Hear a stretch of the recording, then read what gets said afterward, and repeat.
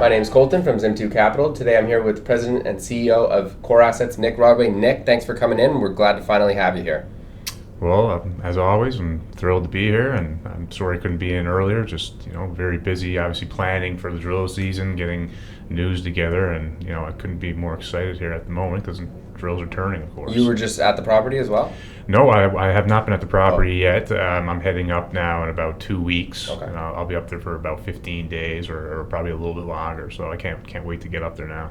So let's talk about the recent news. So June 19th, you announced that you're starting the 2023 drill program up in the Silverline project. So 2022 was the initial drill program. No one's ever put a drill hole up there before. So 2023, it looks a little bit different. What's the theory behind this year's program? So I guess in 2022, like you said, we didn't have any drill holes there, and we were looking for information. And while we were looking for information, not only did we get some good structural data, we also uncovered massive sulfide in limestone. Basically, every time we hit limestone, every hole almost, right? Yeah. And then we also had some porphyry mineralization as well, which it's again we're checking boxes here, trying to determine how big of a CRD this is.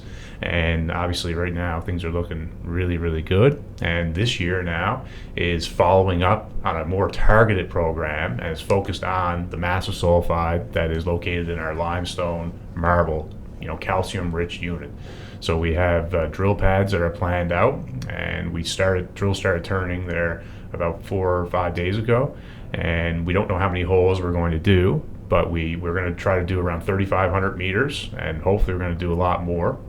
And it's going to be targeted towards these structures that we've mapped at surface.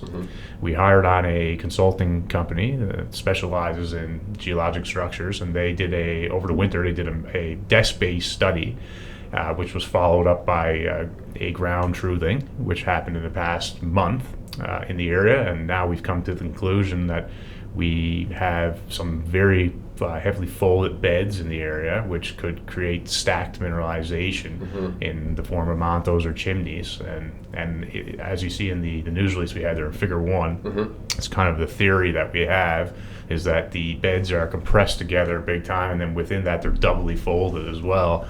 And like the red color in the diagram is showing massive sulfide, and that's not just the deformation is a theory at this point, and it'll be proven with drilling, but the fact that massive sulfide exists is true because we've already intersected it at the Grizzly in the subsurface, and then at the Peats area and the Galley area we can see it at surface.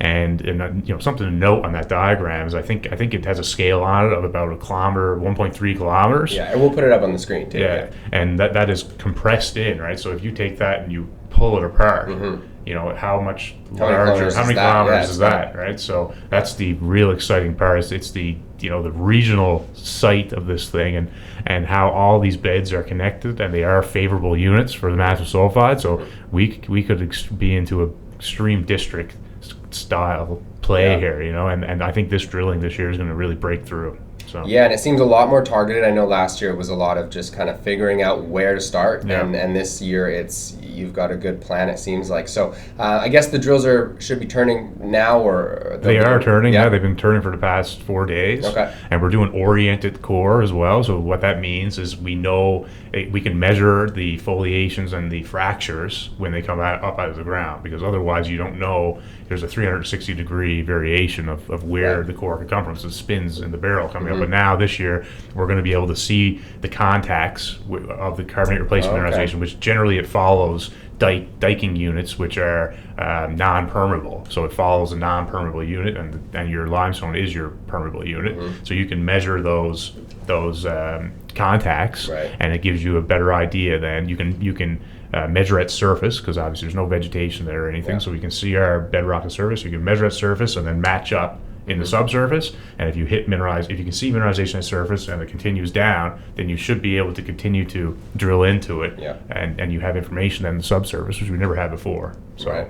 So the initial program is you're in that Pete's area and that Grizzly area. There are a bunch of other targets. Correct. Is that going to be planned for the rest of the program, or what's the plan there? Yeah, so we're going to start at Pete's, and when we tag into the mineralization, the theory is that it's continuous, and we're going to try to continue to drill as much as we can from each pad, and then while they're drilling at Pete's, they're going to be constructing pads at Galley, and then also we already have a pad up near the area of Grizzly where we want to be. So we're going to probably follow up on our intersection that we had there. That was about 5.6 meters of, I think it was just over 10% zinc lead combined, and around 250 grams silver, some a little bit of gold in there, and copper as well. We're going to follow up on that drill hole and get the orientation of the mineralization, and then we'll move along the ridge as necessary with new drill pads, and we're here in mid-June here.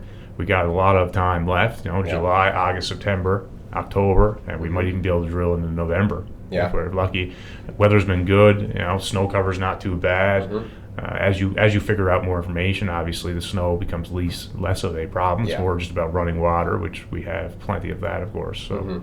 Well, it sounds like you have a plan for this season, and it's going to be a lot of new things coming down the pipe, but we might hear from you for a few weeks here, I guess, is there's going to be a bit of work done. You're going up there, and so there's going to be a bit of time here. Yeah, I'll be up. I'm going to be logging core and just doing geological work up there, but we'll still try to update every 2 to 3 weeks, and as information becomes available, we will put it out, and we think we're going to be able to get some assays back a lot quicker this year than last year. But we're going to be doing a lot more holes. They're a lot shorter. Every hole is going to be around 50 to 200 meters in length, and it all depends on how much marble or limestone we're encountering. Because if you're in the limestone, that's where you want to be, right? You're not going to get replacement unless you're in the limestone unit. So that's very important, and we're going to learn a lot this year, and I think we're going to pull some really nice numbers. Yeah, and I mean, last year you had some pretty good numbers too, so I think if you follow up with another set of numbers this year, then it's going to be looking good in the fall, winter time. Yeah, we're just connecting the dots too, and figuring it all out and getting a better picture of what it looks in the subsurface, but I think we got a really good handle on it now. Starting to build out this mapping in this project, and it's looking good for everybody. So yeah, we'll keep updated as we always do, and if you have any questions, feel free to send them our way or Nick's way, and I'm sure he'll be happy to answer them. Yeah, look forward to the rest of the season and look forward to the next time we speak. Cool. Thanks for coming in, Nick. Have a good one.